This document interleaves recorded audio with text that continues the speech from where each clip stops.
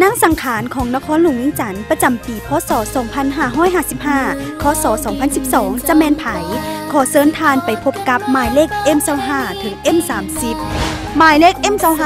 นางแสงพระจันทร์พันวันอายุ 17 ปีปัจจุบันกำลังศึกษาอยู่ที่โรงเรียนม.ปลายจันทบุรี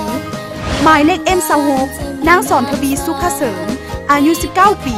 ปัจจุบันกำลังศึกษาอยู่ที่สถาบันการธนาคารหมายเลข M27 นางสุภาพรพิลากุลอายุ 17 ปี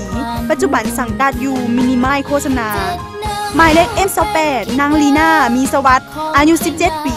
ปัจจุบันกำลังศึกษาอยู่ที่โรงเรียนม.ส.นิตาหมายเลข M29 นางสุรินทร์ศรีวิไลอายุ 17 ปีปัจจุบันกำลังศึกษาอยู่ที่โรงเรียนม.ปลายทงปงหมายเลข M30